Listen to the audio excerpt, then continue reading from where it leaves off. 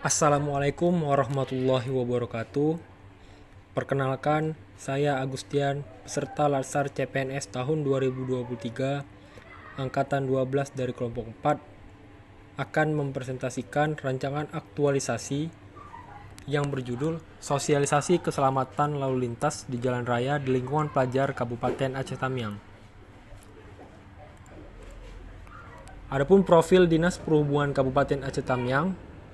Dinas Perhubungan Kabupaten Aceh Tamiang merupakan unsur penunjang pemerintah daerah di bidang perhubungan yang dipimpin oleh seorang kepala dinas yang bertanggung jawab kepada bupati melalui sekretaris daerah.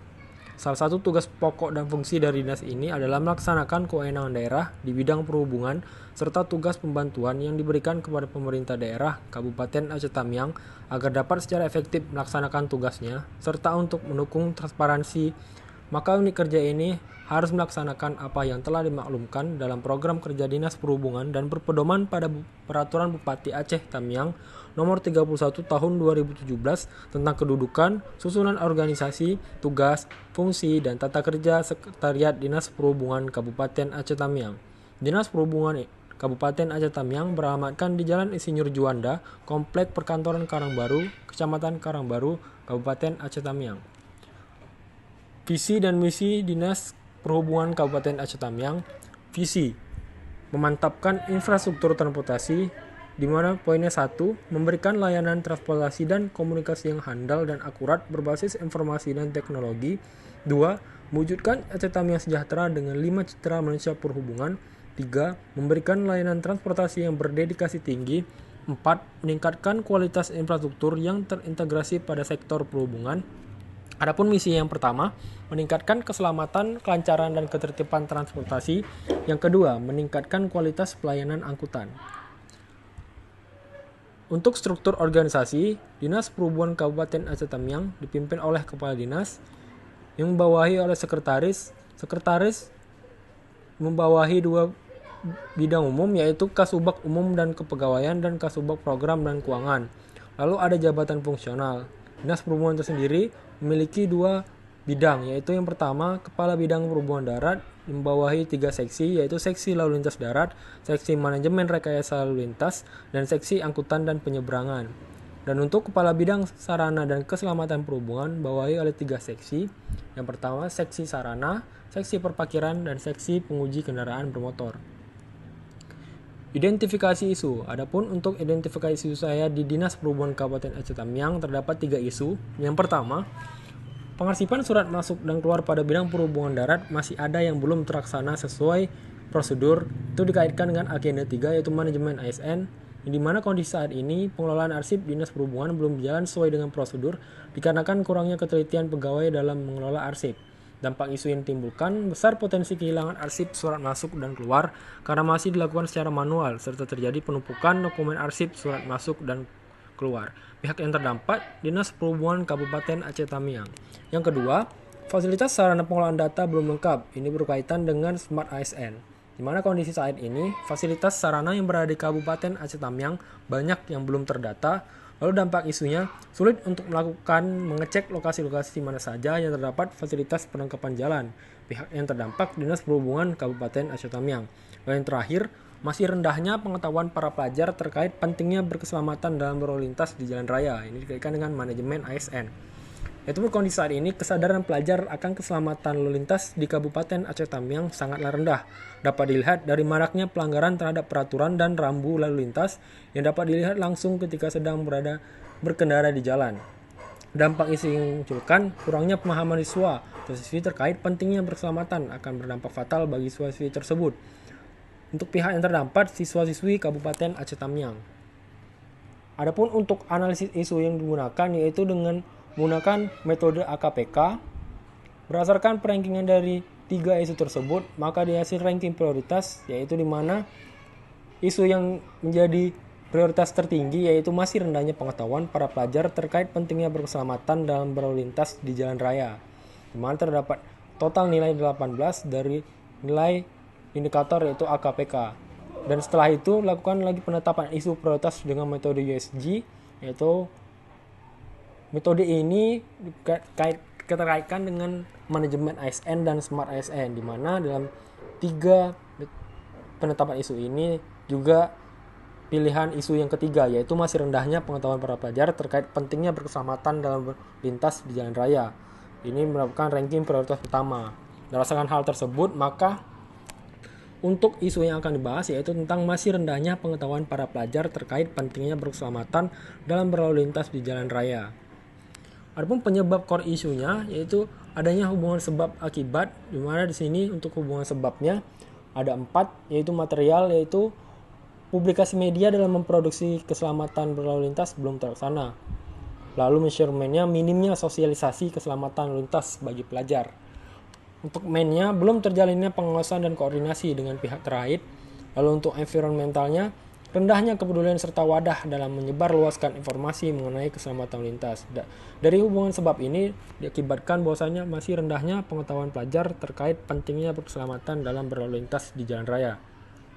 Adapun hasil analisis isu tersebut yaitu terdapat 4 poin, yaitu yang pertama, kurangnya sosialisasi tentang keselamatan lalu lintas di lingkungan pelajar. Yang kedua, kurangnya pengawasan dan koordinasi terhadap pihak terkait tentang keselamatan lalu lintas. Lalu yang ketiga, kurangnya kesadaran terhadap pelaksanaan penerapan keselamatan lalu lintas. Lalu yang terakhir, kurangnya media informasi tentang keselamatan lalu lintas.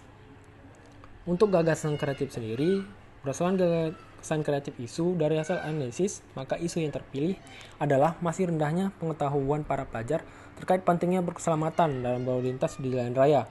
Oleh karena itu, muncul gagasan kreatif pemecahan isu yaitu sosialisasi keselamatan lalu lintas di jalan raya di lingkungan pelajar Kabupaten Aceh Tamiang. Adapun untuk gagasan isunya sendiri, yang pertama, persiapan awal pelaksanaan kegiatan edukasi. Yang kedua, koordinasi terhadap pihak terkait. Yang ketiga, penyusunan materi edukasi tentang sosialisasi keselamatan lalu lintas. Yang keempat, pelaksanaan edukasi tentang keselamatan lalu lintas dengan sosialisasi keselamatan. Yang terakhir, evaluasi aktualisasi. Untuk rangkaian kegiatan sendiri, terdapat 5 kegiatan yang akan dilaksanakan pada masa rancangan aktualisasi. Yang pertama, persiapan awal pelaksanaan kegiatan edukasi. Yang kedua, koordinasi terhadap pihak terkait. Yang ketiga, penyusunan materi edukasi tentang keselamatan lalu lintas. Yang keempat, pelaksanaan edukasi mengenai keselamatan lalu lintas dengan sosialisasi keselamatan lalu lintas. Yang terakhir, evaluasi kegiatan. Untuk kegiatan pertama, yaitu persiapan awal pelaksanaan kegiatan edukasi. Adapun tahapan kegiatannya terdapat 3 kegiatan. Pertama, berkonsultasi dengan mentor mengenai laporan aktualisasi. Lalu yang kedua, menyampaikan isu yang akan dibahas pada laporan aktualisasi.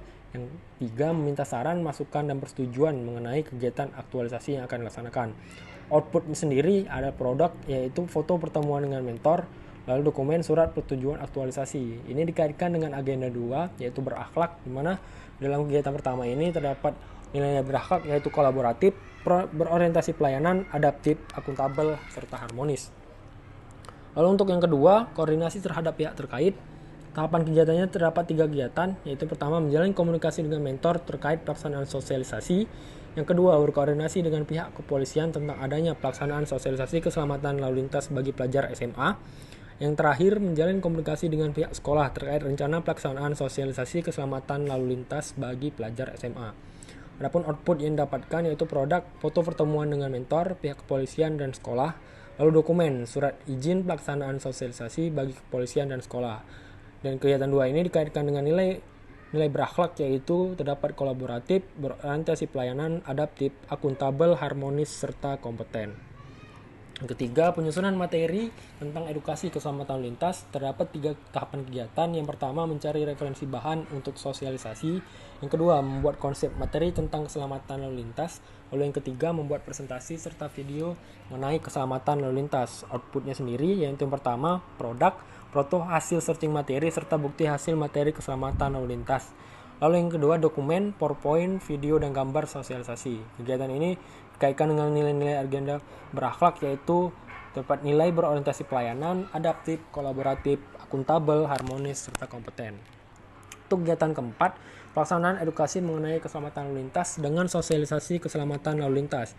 Adapun tahapan kegiatannya, pertama, melaksanakan edukasi tentang sosialisasi dan simulasi keselamatan lalu lintas kepada pelajar.